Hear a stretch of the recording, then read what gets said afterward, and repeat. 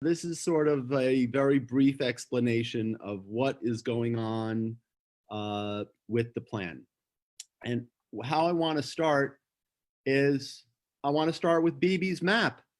Now, a lot of you don't read Hebrew, but those Israelis read Hebrew and they still couldn't make heads or tails out of it. Now, what is this plan?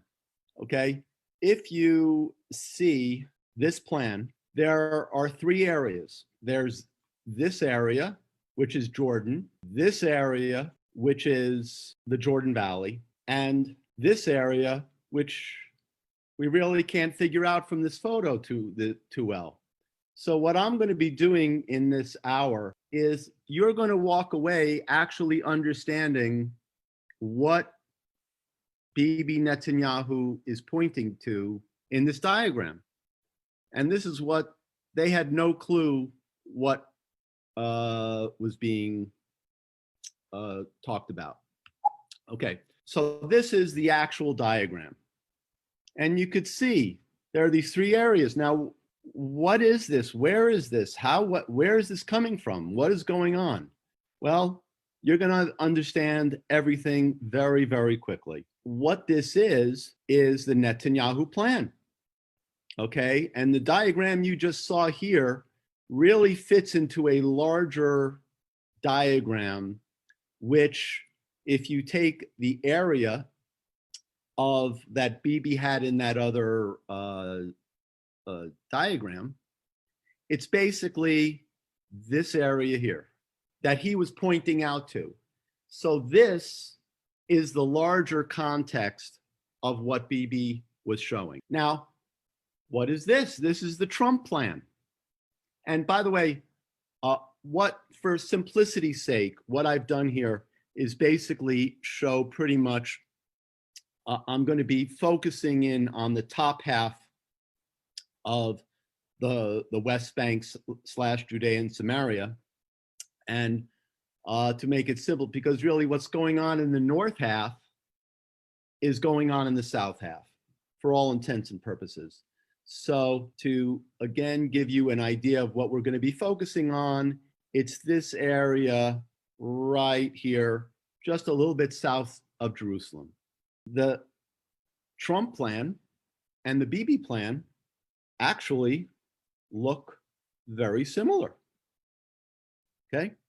If you take the Trump plan and the Bibi plan and you line them up, you'll see there's this area here and there's this area here.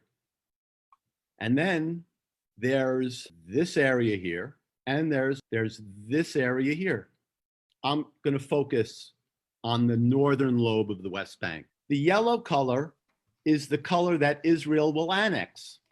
Okay, and the brown is not. The brown is the non-annexed to be created Palestinian state area. So now let's go to the Trump plan. And the Trump plan is the same thing. You've got the area that Israel will be annexing that I've just circled in blue, the area of the future Palestinian state in red. Now, what's going on here? Well, what's going on here is really a major misunderstanding. When people have gone to Israel, people go to Israel, they always hear the following thing: oh, there are strategic areas that we're going to keep, and there are strategic areas, and there are non-strategic areas that we're going to give up. Now, 99% of people, when they hear that, they think there's going to be a tug of war. They'll split the rope and they keep the part that's closest to them and they keep the part that's furthest away. But let me tell you what happened. I had my topographic map made about 30 plus years ago, and I saw the diagram that's in front of you now. And I said, oh my gosh, I understand this graphic. And I'll show you why I understood this graphic. Israel's going to keep the land that's closest to it, and it's going to give the brown area, and it's going to give up the part that's the red with the line through it area. Because isn't that the tug of war? Aren't we keeping the part that's closest to us and giving it the part that's closest further away? And then I looked a little closer and I looked at this area right here. And I realized when I looked at this area here, which is the legend, that it was exactly the opposite. Israel would be keeping the land that's furthest away and giving up the land that's closest. And that really didn't make a heck of a lot of sense, except if you looked at the topography. Not that it makes sense when you look at the topography, but let me explain how the topography fits in to this situation. You see, this is a view of my topographic map, and there are two major regions in this map. There is the Jordan Valley. This line that I'm drawing in purple is the watershed line, meaning this is the highest part in the West Bank, and the water goes down this way when it falls. And similarly, the water goes down this way when it falls in Western Samaria. So this, the orange that you're seeing, is Western Samaria. Now, why is that so important? It's so important because the right side in red happens to be very steep, and the left side is very shallow. And so what it turned out is, when in 1967 Israel took over the West Bank, the general was looking at this and he said, oh, this area that's in red doesn't have any Palestinians in it because no one could build there. The part in brown is the side that has all the Palestinians. So we'll annex the valley that doesn't have any Palestinians and create a Palestinian state here, as if this is going to somehow work. And that is the origin of both the Netanyahu plan and the Trump plan. And here's another view of the West Bank. And the blue patch is the 70% of Israel's population and 80% of her industrial base. Now, what this graphic shows is there's a steep part to the West Bank, which is this area right here. That is the Jordan Valley. Then there's a shallow part to the West Bank. That's the left-hand part of the West Bank. And it is on this area that all the most of the Palestinians live.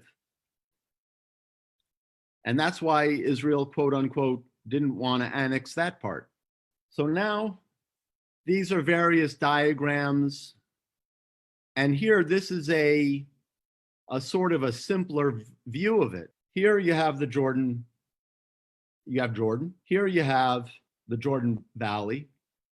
In between these two, you have the Jordan River. The blue is the Jordan River. The crest line is to the left of the green. And here you have really the proposed Palestinian area. That's sort of a top-down view. What are the problems with this? What are the problems? What are the problems, and how are these problems embedded in the Trump plan? Well, the first problem is water resources, in that water falls in Western Samaria and goes to pre-67 Israel. Now, believe it or not, in the Trump plan, this exact problem is raised. Because if the Palestinians create dams or suck out the water, they could stop a large part of Israel's water sources from reaching Israel. What's another problem? Saltwater intrusion. And this, again, is explicitly referenced in the Trump plan.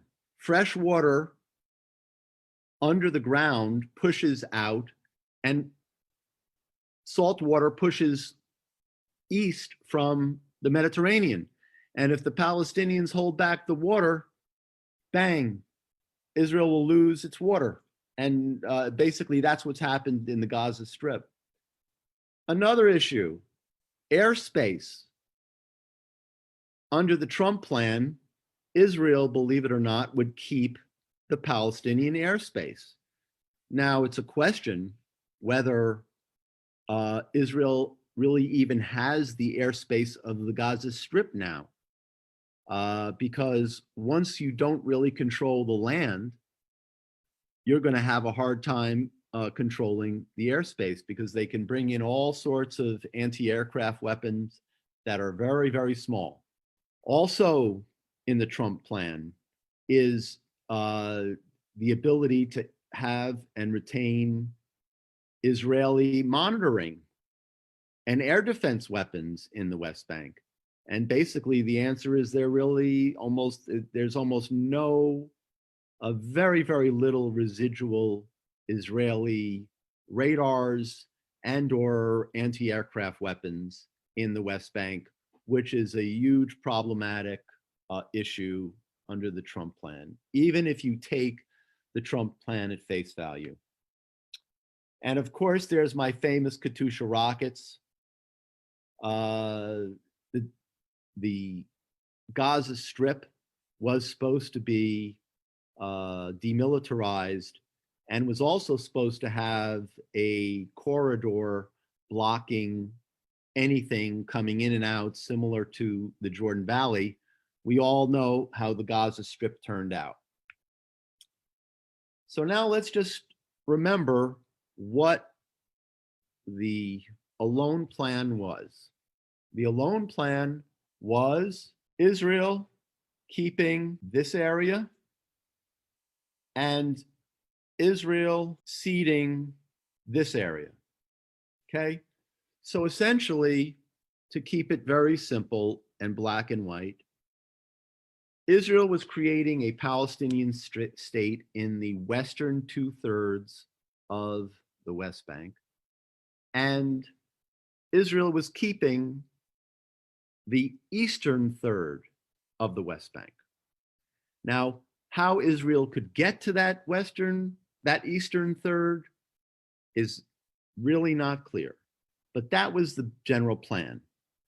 But now we're going to have what is really a total virtual refutation of the Alone plan, the Bibi Netanyahu plan, and the Trump plan. Now, who is going to refute this? I mean, I'm sitting in beautiful Palm Beach, and even though it was raining today, but I'll tell you who's going to refute this. Would you believe the Joint Chiefs of Staff of the United States of America is going to refute this? What happened was, in June 26 of 1967, this was soon after the Six-Day War, the United States president tasked the Joint Chiefs of Staff that Israel had just taken over the West Bank, the Golan Heights, and the Sinai.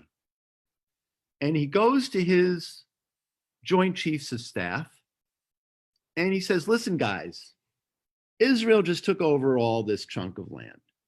We want to have some kind of, know what we're talking about, what Israel can keep and not keep. Can you please tell me what Israel can keep and what Israel doesn't have to keep? Okay.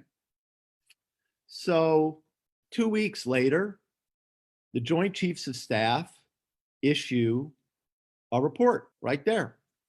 It was internally published on June 26, 1967. It has since been declassified, and so this document is I'm not violating any laws. I'm a good American citizen.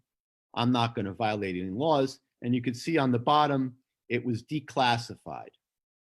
Okay, so this is a declassified report of the Joint Chiefs of Staff.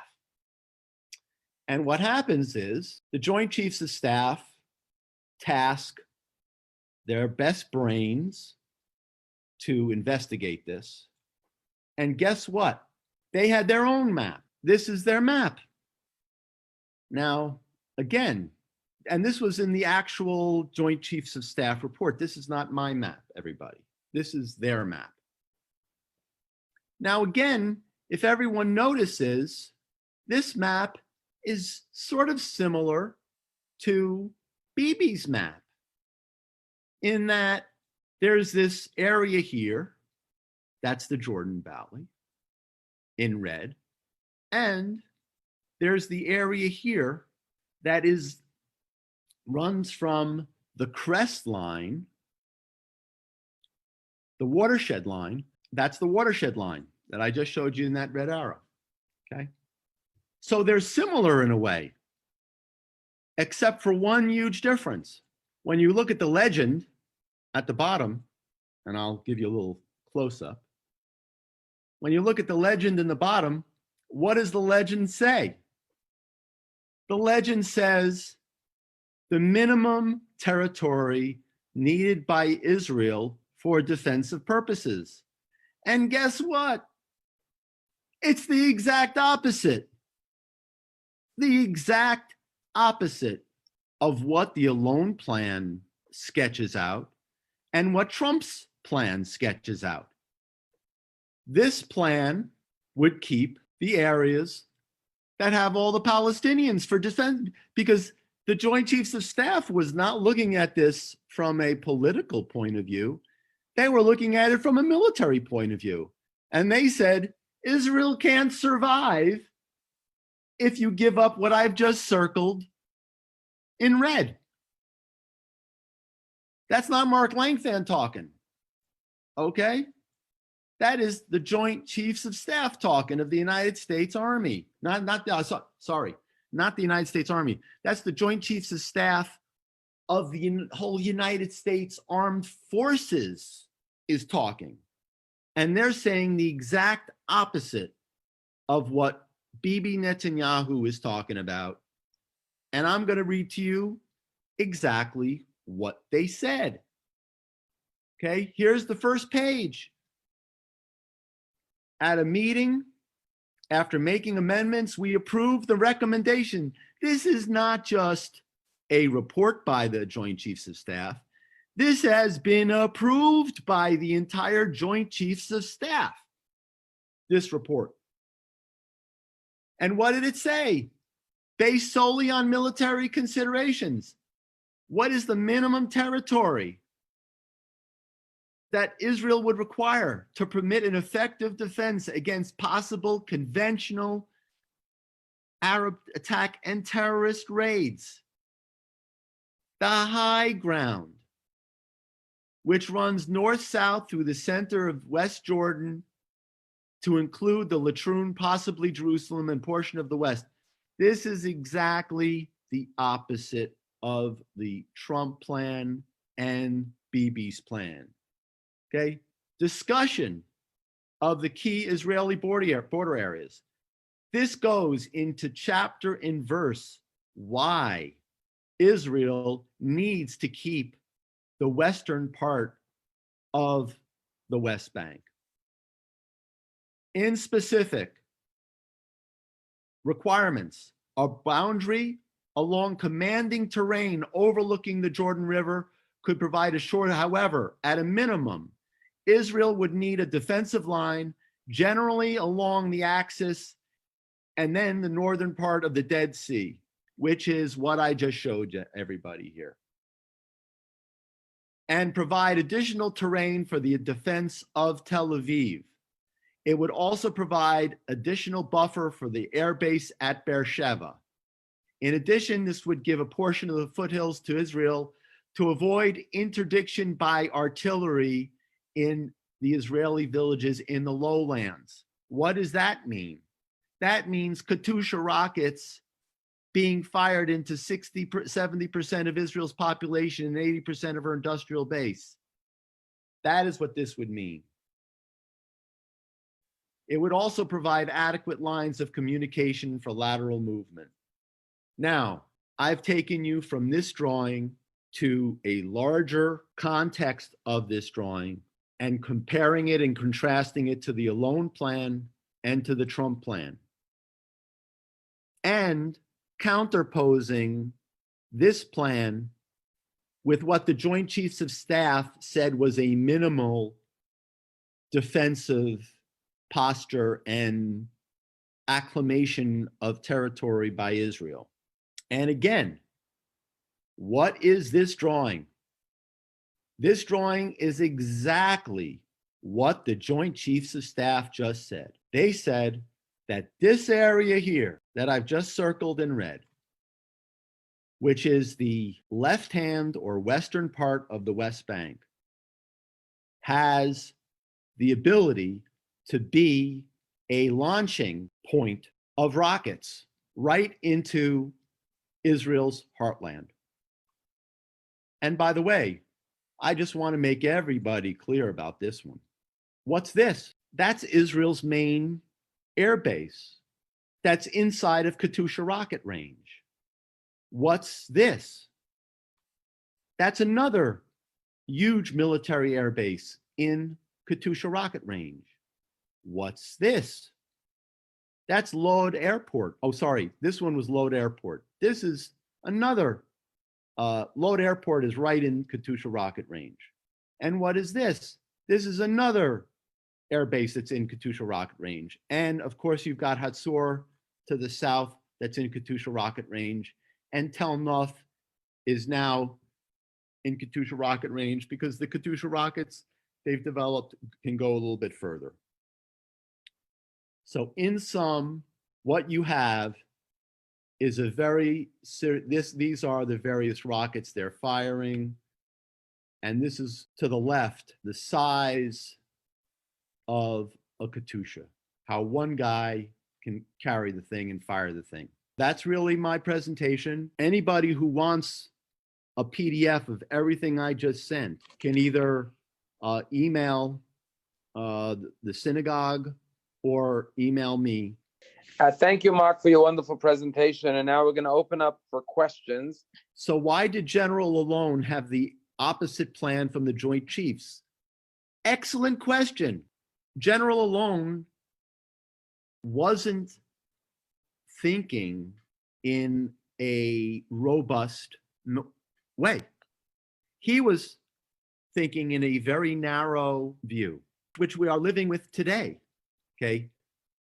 The Israelis do not want to rule over 1.5 million or 2 million Palestinians. At the same time, they want a level of security that is in some way tangible. And so he just came up with this idea thinking, oh, this is going to solve the problem.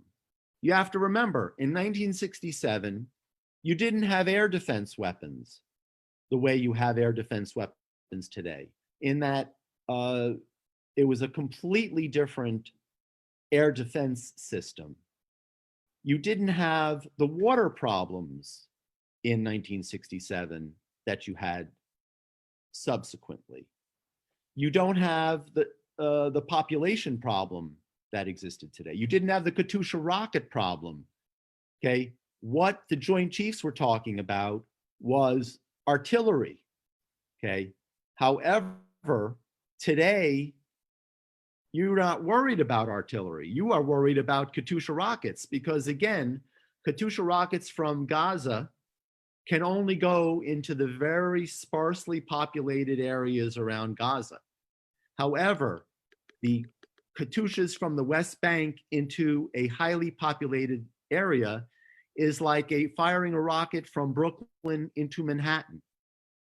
It is sure to create a catastrophe. It is sure to kill someone. One Katyusha from the West Bank into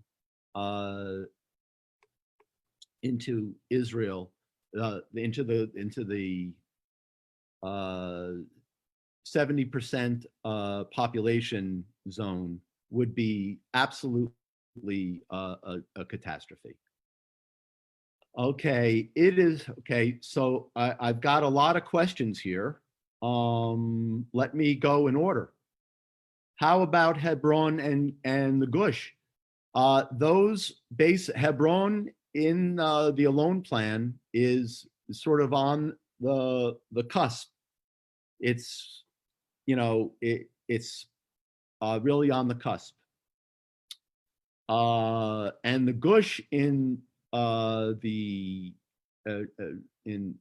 plan, it varies.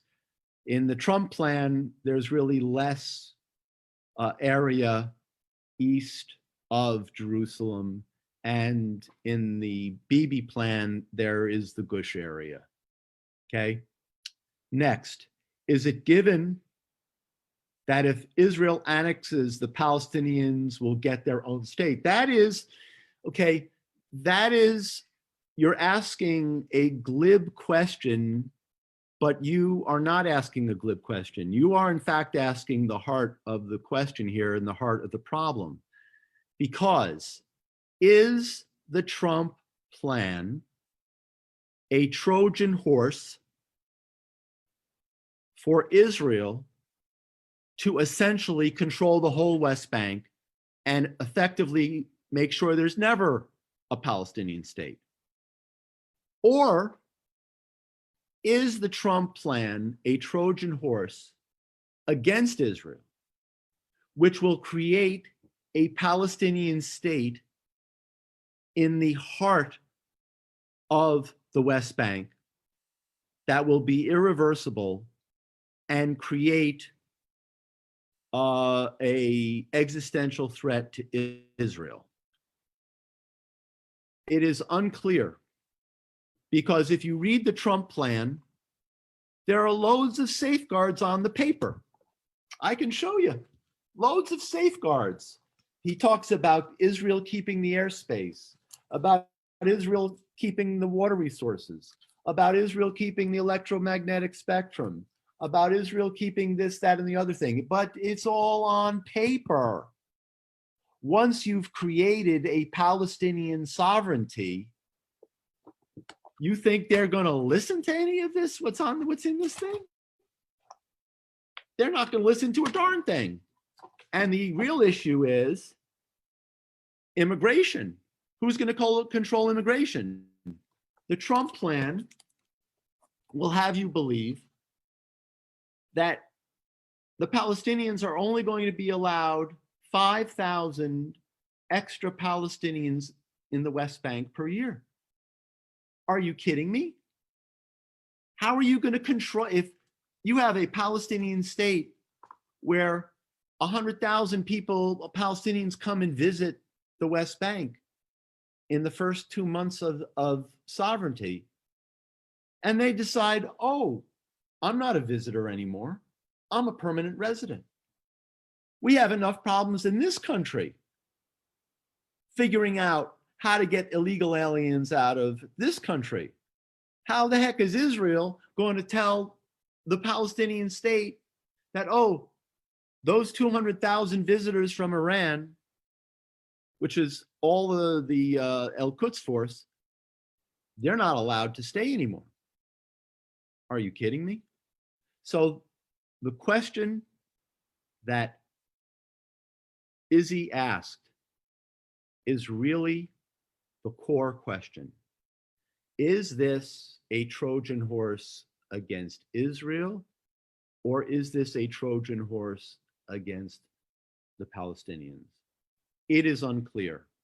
It is unclear what Bibi wants to do. It is unclear what Trump or the Americans want to do.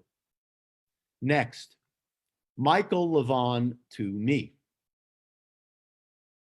So what do you propose as a workable plan? Okay.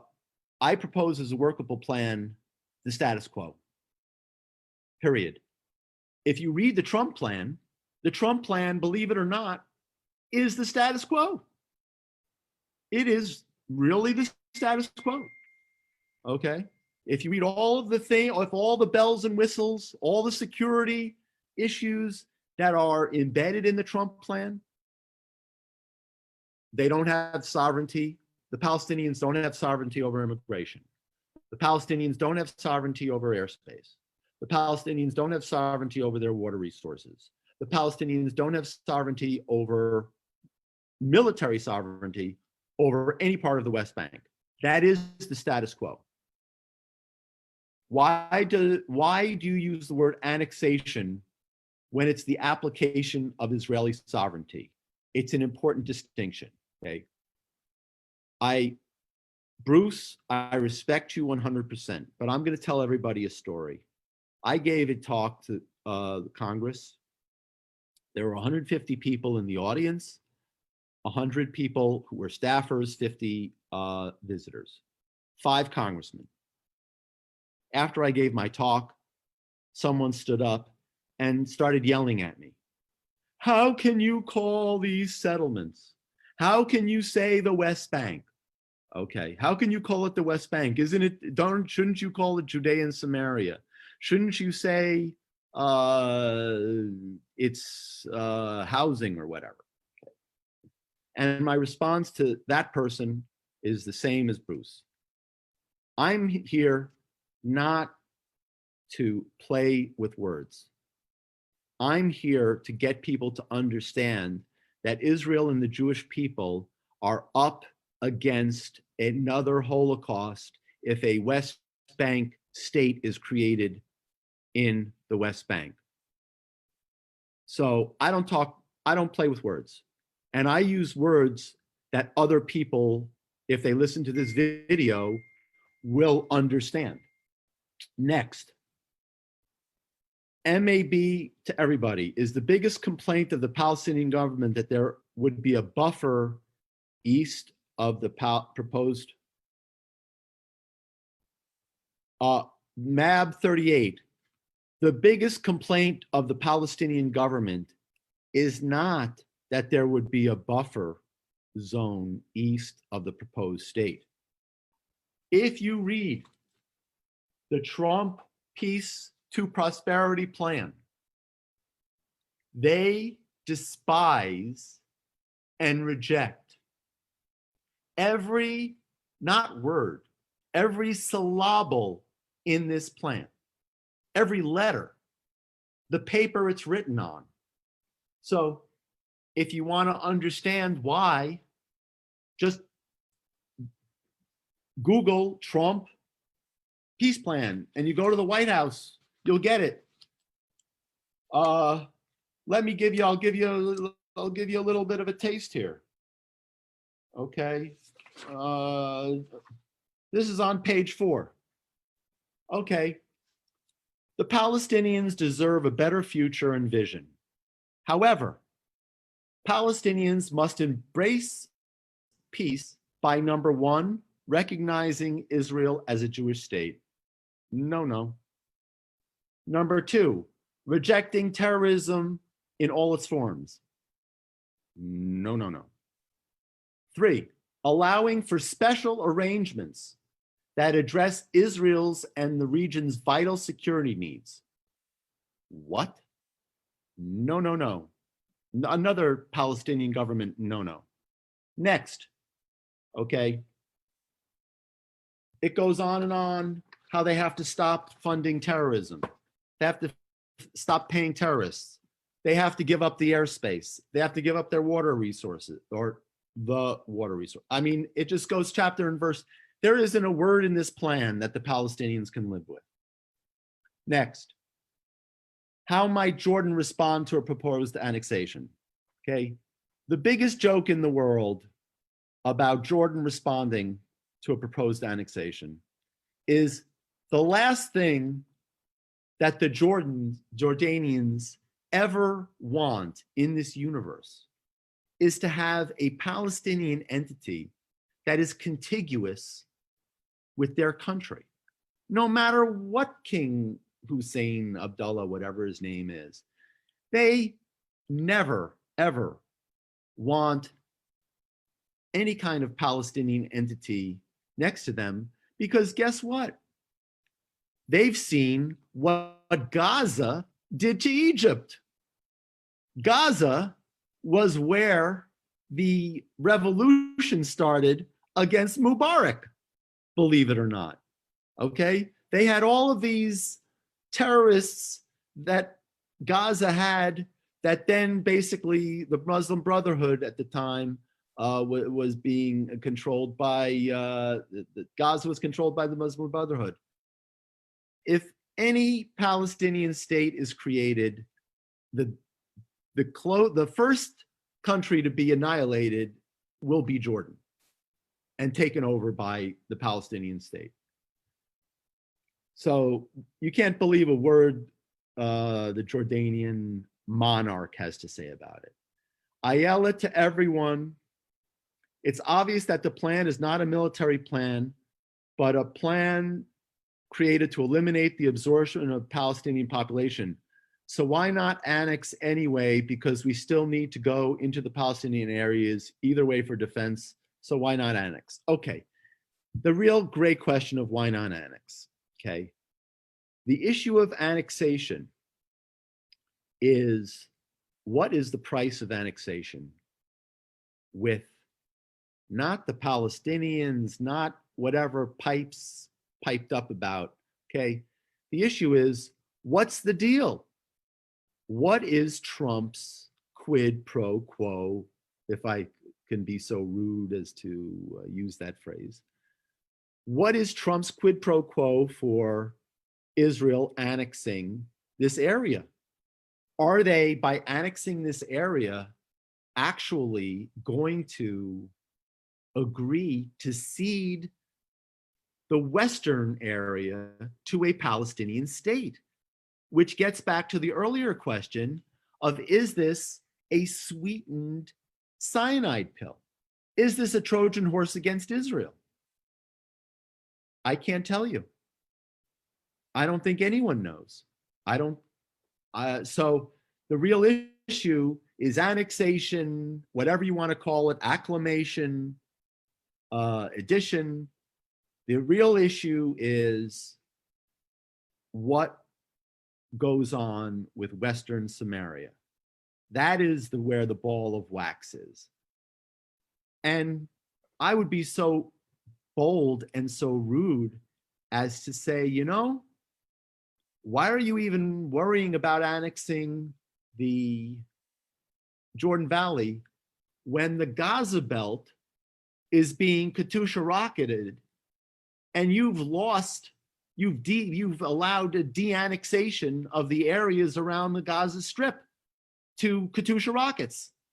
They don't have the cojones to defend a sparsely populated area around the Gaza Strip, for crying out loud, let alone annexing an area in the West Bank.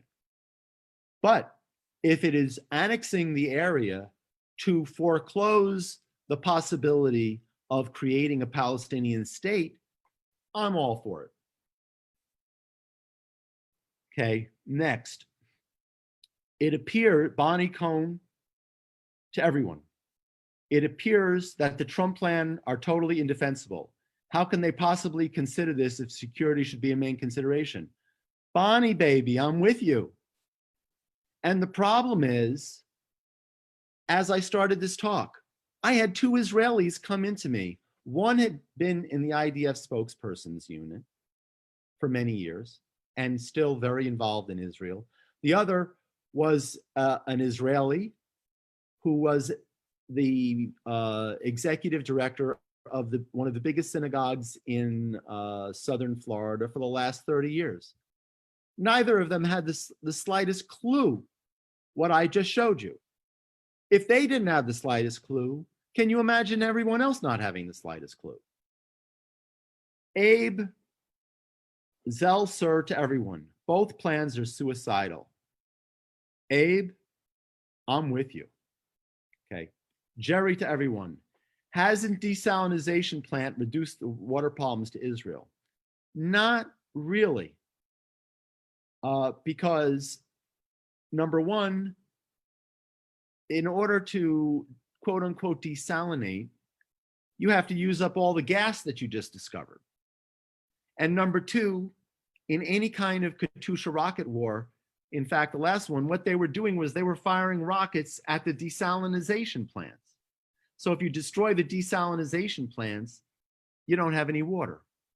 Third, it's not just water. It's contaminated. It's the same way that fresh water goes to the coastal plain from Western Samaria. The Palestinians have refused to take their toilet water and have it purified. So, in fact, you have all of these diseases going through the feces and the urine that the Palestinians are exporting into the ground in the Western Samaria is in fact infecting the Western areas and the Western aquifers under the coastal plain. Aren't there the majority population in Jordan Palestinian? Tamar Edison, yes, they are. Okay, which again is a part of this whole conundrum. Oh, Andrew Semi, the status quo has a problem with the Arab population increase overtaking the Jewish population. What do you propose as a solution as status quo? The man has asked the billion-dollar question. And what's the billion-dollar question? Oi, Gewalt. Oi, Gewalt. If we don't do anything, the Palestinians are going to overwhelm us. Okay. Now, on this issue, what I would like to do is share my screen again. Okay. And we'll go to this graphic here. Since time immemorial, what they've said is, oh, the reason why we have to give up the Palestinian, to create a West Bank Palestinian state is because the Palestinians are going to overwhelm us. Well, guess what, everyone? If you create a Palestinian state, look what happens.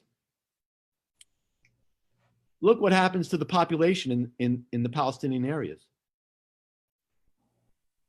It goes up like a rocket ship. Okay?